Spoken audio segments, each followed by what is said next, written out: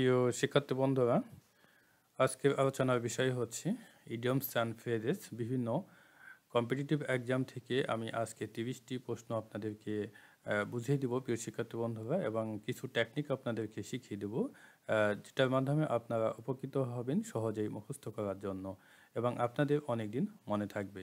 তো দেখেন প্রিয় শিক্ষার্থী বন্ধুরা, প্রথমে দেখেন নৌভাও। নৌভাও রিচ অর্থাৎ যে ব্যক্তির সম্পদে ধনী হয়েছে মিনস, এটি দ্বারা যেটা বোঝানো হয় সেটি হচ্ছে নিউ রিচ। তো এটা এইভাবে মনে রাখতে পারেন। দেখেন এখানে এই যে রিচ দেওয়া আছে, এটার অর্থ কিন্তু নবাব, অর্থাৎ নবাব বলতে বোঝানো হয় এরা প্রধানত ধনী হয়ে থাকে। অর্থাৎ এই সেন্সটি যদি মনে রাখেন তা আপনাদের জন্য সুবিধা হয়। 2 নম্বর দেখেন থ্রো থিক অ্যান্ড থিন, যা কিছুই ঘটুক না কেন মিনস আন্ডার অর কন্ডিশনস, অর্থাৎ যে কোনো সত্ত্বেই আমি কাজটি করতে রাজি, বা যা কিছুই ঘটুক না কেন এরকম বোঝানো হয়।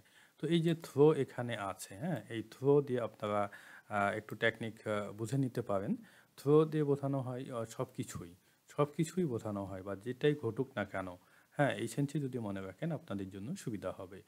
এখন দেখেন পিওর টু এটা এমনিতেই বোঝা যায় প্রিয় শিক্ষার্থী বন্ধুরা। Prior to means before. এখন দেখেন হোয়াইট এলিফ্যান্ট, দামি কিন্তু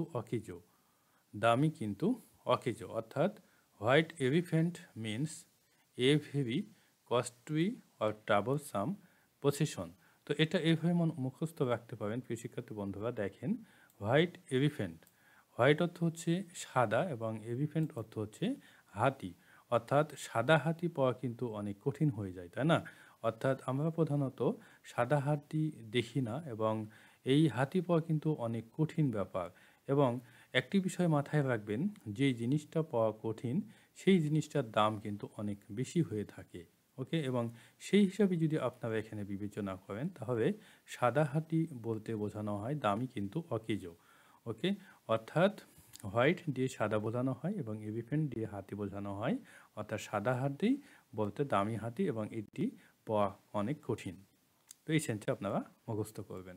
আমি জাস্ট টেকনিক আপনাদেরকে শিখিয়ে দিচ্ছি। আউট অ্যান্ড আউট, সম্পূর্ণরূপে তন্ন করে আদি থেকে অন্ত পর্যন্ত। তো এটা পর্যন্ত হবে প্রিয় শিক্ষার্থী বন্ধুরা। তো এটি দিয়ে যেটা বোঝানো হয় সেটা হচ্ছে থ্রো রি অর্থাৎ সম্পূর্ণভাবে। তো দেখেন এটা আমি একটু বুঝিয়ে দিই। আউট অ্যান্ড আউট অর্থাৎ বাহিরের যে জগৎ থাকে সেটা কিন্তু অনেক বিস্তৃত থাকে এবং অনেক বড় হয়, তাই না? অর্থাৎ রুমের মধ্যে বা কক্ষের মধ্যে যদি হয় সেটা সংকীর্ণ হয়ে থাকে, কিন্তু বাহিরে যখন হয় সেটা কিন্তু অনেক হয়ে থাকে। তো সেইভাবে যদি বিবেচনা করেন তাহলে সম্পূর্ণরূপে তন্ন করে আদি থেকে অন্ত পর্যন্ত, অর্থাৎ বিস্তৃত একটা এলাকা। ওকে, অর্থাৎ সম্পূর্ণভাবে থ্রোরি।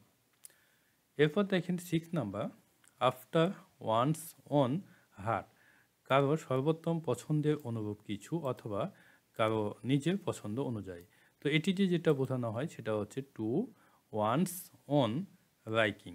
তো দেখেন এটা এভাবে মুখস্থ রাখবেন, আফটার ওয়ান্স ওন হার্ট, অর্থাৎ নিজের যে হৃদয় বা নিজের হৃদয়ের মাধ্যমে কোনো কিছু পছন্দ করা, বা আপনার হৃদয় কি বলছে বা কোনটা পছন্দ করছে আপনি বেছে নিচ্ছেন, অর্থাৎ নিজের পছন্দ অনুযায়ী।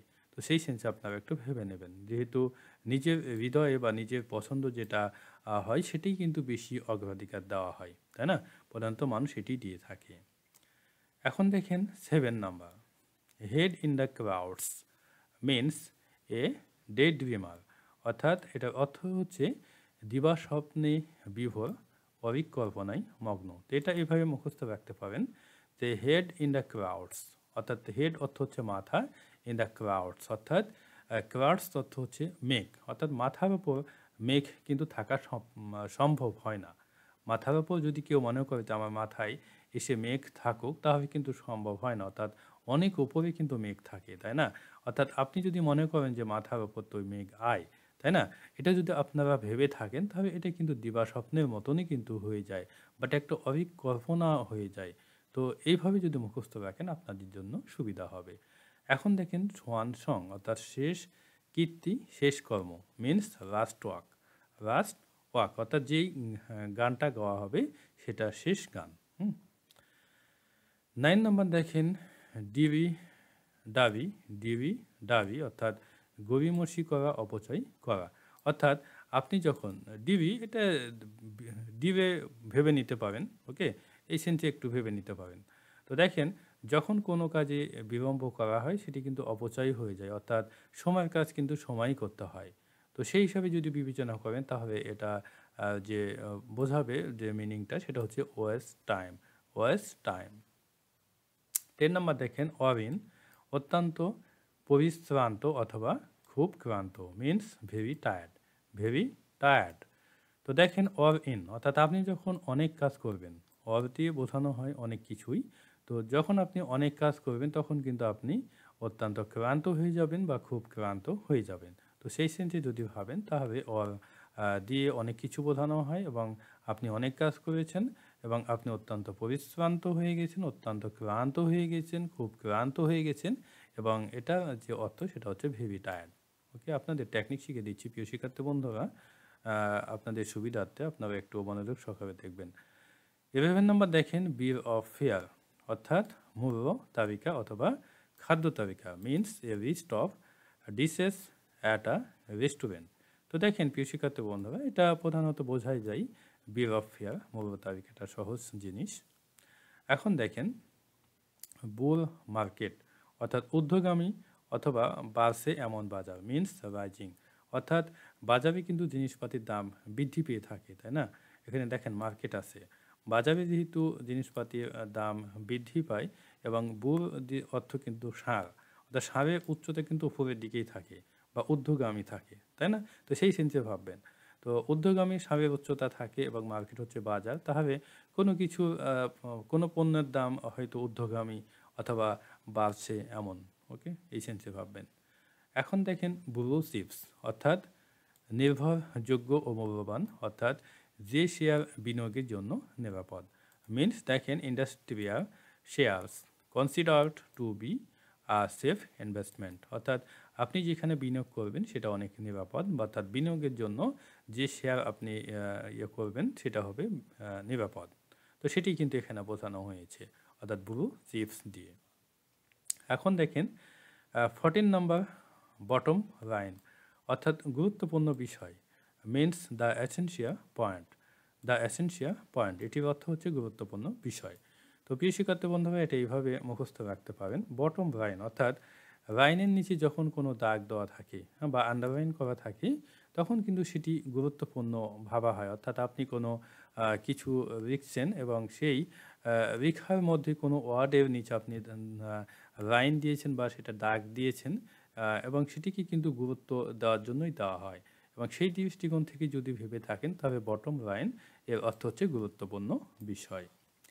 এখন দেখেন 15 নাম্বার ইন কোল্ড ব্লাড অর্থাৎ ঠান্ডা মাথায় চিন্তা ভাবনা করে এরকম, অর্থাৎ ঠান্ডা মাথায়, এটা বোঝাই যায়। কোল্ড অর্থ হচ্ছে ঠান্ডা, ব্লাড হচ্ছে রক্ত, অর্থাৎ ঠান্ডা মাথা এখানে বোঝানো হবে।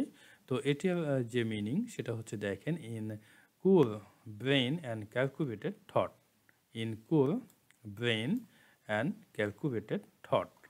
এখন দেখেন 16 নাম্বার বেগার ডেসক্রিপশন অর্থাৎ বর্ণনাতীত অথবা যা ভাষায় প্রকাশ করা অসম্ভব, অর্থাৎ যেটা বর্ণনা করা যায় না। তো দেখেন প্রিয় শিক্ষার্থী বন্ধুরা, এই যে বেগার, বেগার অর্থ কিন্তু ভিক্ষুক, তাই না?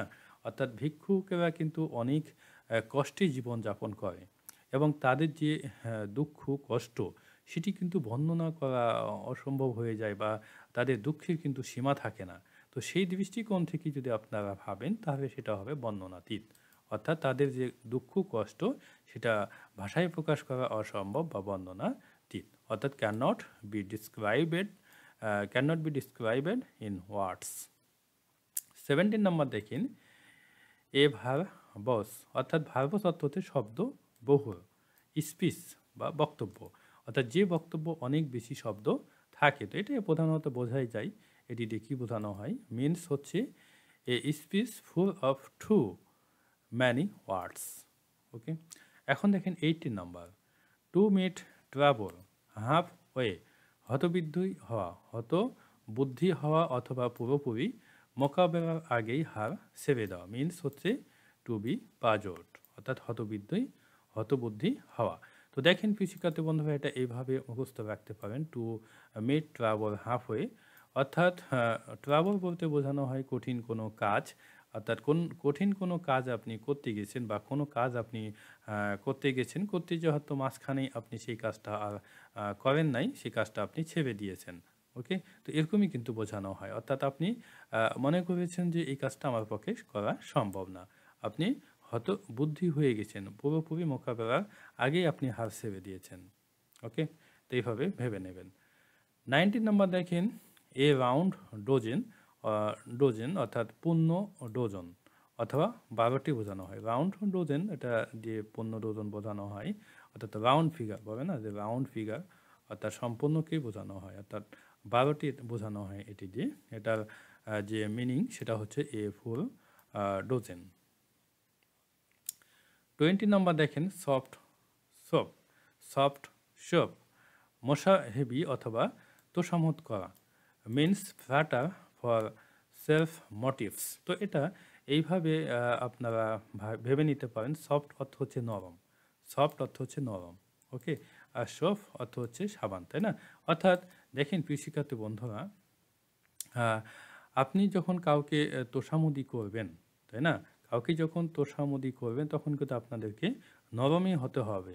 নরমভাবেই কিন্তু তার সাথে কথা বলতে হবে। সেই যদি আপনার অপোজিট পক্ষ বা কোনো ব্যক্তি যদি আপনার উপর ক্ষিপ্তও হয়ে যায়, আপনাকে নরম হতে হবে। নরম হয়েই কিন্তু তোষামোদি করতে হবে। তো সেই সেন্সে যদি আপনারা ভাবেন তাহলে সফট শপ এর অর্থ হবে মোসাহেবি বা তোষামত করা। এখন দেখেন 21, ডগ ডেজ, ডগ ডেজ উষ্ণ আবহাওয়া, মিনস হচ্ছে হট ওয়েদার, হট ওয়েদার, অর্থাৎ দিনে প্রধানত উষ্ণ আবহাওয়ায় থাকে প্রিয় শিক্ষার্থী বন্ধুরা, প্রধানত। ওকে, দেখেন 22, এ থ্রো কোচ, এ থ্রো কোচ, অর্থাৎ ধীর প্রকৃতির রোগ, এটি দিয়ে বোঝানো হয় এ ভেরি রেজি পারসন। তো দেখেন প্রিয় শিক্ষার্থী বন্ধুরা, এ দিয়ে একজনকে বোঝানো হয়, থ্রো অর্থ হচ্ছে ধীর প্রকৃতির, কোচ দিয়ে রোগকে বোঝানো হয়, অর্থাৎ ধীর প্রকৃতির রোগ বা ধীর প্রকৃতির কোচ। ওকে, অর্থাৎ এটি দিয়ে বোঝাই যায়, অর্থাৎ ধীর প্রকৃতির যারা তারা প্রধানত রেজি হয়ে থাকে বা অলস হয়ে থাকে প্রিয় শিক্ষার্থী বন্ধুরা।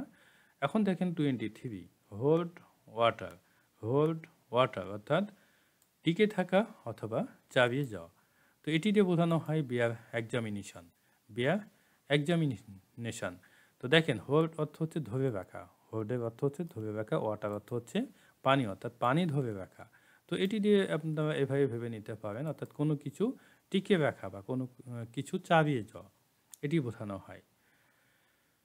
24 দেখেন, ক্রোকোডিল টিয়ার্স, অর্থাৎ এটি দিয়ে বোঝানো হয় ফলস টিয়ার্স অফ সরো, অর্থাৎ মায়া কান্না যেটা।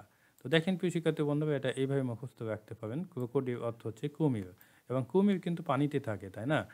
পানিতে থাকে, এবং সেই সেন্সে কিন্তু এখানে দেখেন মায়া কান্না, অর্থাৎ কান্নার মাধ্যমে কিন্তু পানি চলে আসে, অর্থাৎ মানুষ যখন কাঁদে তখন কিন্তু কান্না চলে আসে। 25 দেখেন, pass the book, pass the book, একের দোষ অন্যের ওপর চাপানো। তো এটি দিয়ে বোঝানো হয় to pass the blame to someone else, অর্থাৎ দোষ অন্যের ওপর চাপিয়ে দেওয়া বা অতিক্রম করা। দেখেন, পাস অর্থ হচ্ছে অতিক্রম করা, তো পাস অর্থ হচ্ছে অতিক্রম করা, এর মানে একজনের কাছ থেকে অন্য জনের কাছে যাওয়া। ওকে, অর্থাৎ একের দোষ অন্যের ওপর চাপানো, এরকম বোঝানো হয়। 26 দেখেন, ফর গুড, ফর গুড, স্থায়ীভাবে অথবা চিরতরে। তো মিনস দেখেন পার্মানেন্টলি, পার্মানেন্টলি অর্থাৎ স্থায়ীভাবে অথবা চিরতরে। এখন দেখেন 27, ডাউন টু আর্থ, বাস্তবিক, মিনস রিয়ালিস্টিক, অর্থাৎ বাস্তবিক। তো দেখেন প্রিয় শিক্ষার্থী বন্ধুরা, এটা এইভাবে ভেবে নিতে পারেন, অর্থাৎ ওপর থেকে কোনো জিনিস বা কোনো বস্তু যখন নিচের দিকে পড়ে, এটা কিন্তু বাস্তব, এটা বাস্তব একটা ঘটনা। কিন্তু নিচের দিক থেকে যখন উপরের দিকে যায় কোনো বস্তু, অর্থাৎ দেখেন হয়তো আপনি একটা ঢেউয়া উপরের দিকে নিক্ষেপ করেছেন, উপরের দিকে গেছে, সেটা কিন্তু উপরের দিকে যেতেই থাকবে না, তাই না? সেটা একসময় নিচের দিকে আসবে। এখন আপনি যদি ভেবে নেন যে ঢেউয়াটা আমি উপরের দিকে মেরেছি সেটা উপরের দিকেই চলে যাবে, নিচে আর ফিরে আসবে না, তো এরকম তো হয় না, সেটা কিন্তু অবাস্তব হয়ে যায়। কিন্তু উপর থেকে যখন নিচের দিকে কোনো বস্তু আসে, তখন সেটা কিন্তু বাস্তবই হয়। তো সেই দিক থেকে যদি বিবেচনা করেন তাহলে ডাউন টু আর্থ এর অর্থ বোঝানো হয় বাস্তবিক, অর্থাৎ যেটা বাস্তবে ঘটে থাকে, অর্থাৎ উপর থেকে নিচের দিকে এসে থাকে কোনো বস্তু। 28 দেখেন টু ক্যাচ অফ গার্ড, অর্থাৎ কাজের সময় অন্যমনস্ক বা অসতর্ক অবস্থায় কাউকে পাওয়া অথবা ধরা, অর্থাৎ to get summon when he or she is careless. Okay, এটা ভেবে নেবেন। এখন দেখেন 29 কিট অ্যান্ড কিন।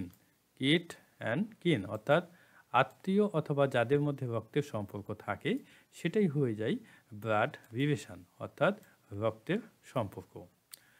30 নাম্বার দেখেন ব্রু ব্লাড, অর্থাৎ অভিজাত জন্ম অথবা বংশ মিন্স অ্যারিস্টোক্রেটিক বার্থ। তো দেখেন এটা এইভাবে ভেবে নিতে পারেন। দেখেন ব্রু ব্লাড, তাই না, অর্থাৎ নীল রক্ত। আপনারা কি দেখেছেন কোথাও নীল রক্ত দেখেছেন? এটা কিন্তু অবশ্যই দেখেন নাই। অর্থাৎ মানুষের রক্ত কিন্তু লাল হয়ে থাকে, তাই না? অর্থাৎ নীল রক্ত পাওয়া কিন্তু অনেক কঠিন হয়ে যায়। ওকে, অর্থাৎ এটা কিন্তু আমরা দেখি না। তো এই দৃষ্টিকোণ থেকে যদি ভাবেন যে নীল রক্ত পাওয়া যেহেতু কঠিন, তাহলে যদি কারোর মধ্যে নীল রক্ত পাওয়া যায় তাহলে সে হবে অনেক অভিজাত জন্ম বা অভিজাত বংশের রোগ, তাই না? যেহেতু এটা আনকমন বিষয়, এটা পাওয়া কিন্তু অনেক কঠিন। তো সেই দৃষ্টিকোণ থেকে যদি আপনারা ভেবে নেন যে রক্ত পাওয়া অনেক কঠিন, আর যখন কোনো জিনিস কঠিন হয়ে যায়, কোনো জিনিস পাওয়া বা কোনো বস্তু পাওয়া যখন কঠিন হয়ে যায়, তখন সেটার কিন্তু দাম অনেক হয় এবং সেটা কিন্তু একটা দুষ্কর বিষয় হয়ে যায়, অর্থাৎ এটা পাওয়া কিন্তু কঠিন হয়ে যায়। আর সেই দৃষ্টিকোণ থেকে যদি আপনারা ভাবেন তবে ব্রু ব্লাড, তবে ব্রু ব্লাড এর অর্থ হচ্ছে অভিজাত জন্ম বা বংশ, এবং এটির দ্বারা বোঝানো হয় অ্যারিস্টোক্রেটিক বাদ। তো প্রিয় শিক্ষার্থী বন্ধুরা, আমি চেষ্টা করেছি আপনাদেরকে প্রতিটা বিষয় যার টেকনিক সহকারে বুঝিয়ে দেওয়ার চেষ্টা করেছি। এরপরে যদি কোনো সমস্যা থাকে অবশ্যই কমেন্টের মাধ্যমে জানাবেন, আমি চেষ্টা করব আপনাদের কমেন্টের উত্তর দেওয়ার। বেস্ট অফ লাক, ভালো থাকবেন, আল্লাহ হাফেজ। আর যদি ভিডিও ভালো থাকে অবশ্যই লাইক, কমেন্ট অ্যান্ড শেয়ার।